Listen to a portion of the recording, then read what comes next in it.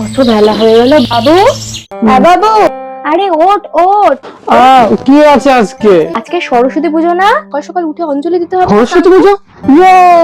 শোন শোন শোন শোন শোন। আচ্ছা, আমি বাথরুমে তোমার জন্য সব জামা কাপড় রেখে এসেছি আর হলুদ রেখে এসেছি। আজকে সরস্বতী পুজো না, আজকে তো ঠিক হলুদ আছে। মাখতে হয় না, হলুদ দিয়ে স্নান করতে হয়। তুমি হলুদ দিয়ে স্নান করে এসে ঠিক আছে, আমি যাবো এখন। আমি তোমার জন্য জামা রেখে এসেছি, যাও। ঠিক আছে মা, আমি যাই।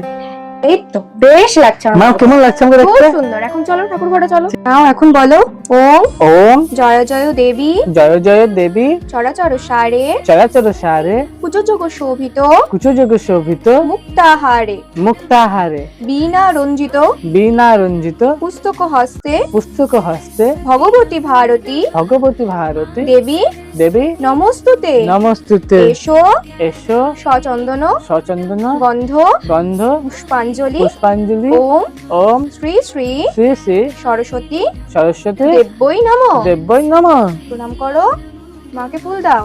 হ্যাঁ, এবার বলো মা মা আমাকে পরীক্ষায় পাশ করিয়ে দাও, আমাকে পরীক্ষা পাশ করে দাও, আমি যেন ভালো রেজাল্ট করতে পারি, আমি যেন ভালো রেজাল্ট করতে পারি, অনেক বিদ্যা দাও। অনেক বিদ্যা দাও।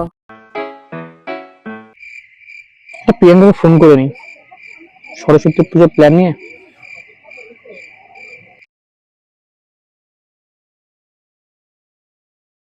কেটে দিল? আচ্ছা আরেকবার করি।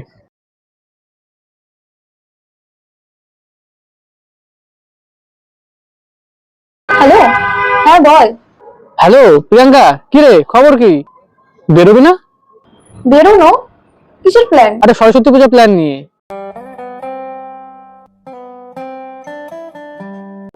লা লা লা লা। কুল আশেপাশে কোথাও মা নেই তো? না, দুটো কুল খাই, কি হবে? মা দেখলে খুব বকবে। মা নেই, দুটো কুল খাই। আমার কাপড় কি হচ্ছে এটা? সরস্বতী পুজো কিন্তু এখনো হয়নি। হ্যাঁ, এখনো হয়নি সরস্বতী পুজো, তার আগে কুল খাচ্ছিস?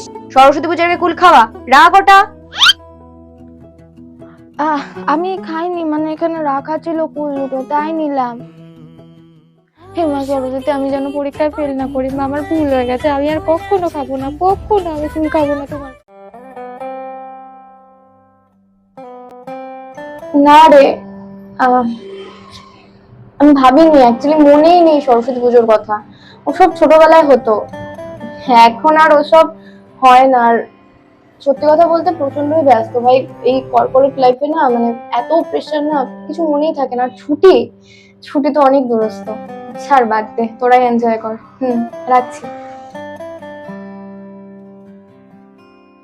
আমাদের ছোটবেলাগুলোই খুব সুন্দর ছিল, তাই না? কোনো চিন্তা নেই, কোনো কাজের চাপ নেই, শুধুই খাওয়া, ঘুম আর পড়া। ছোটবেলায় বলতাম কবে যে বড় হব। আর এখন এটাই ভাবি যে কেন বড় হলাম।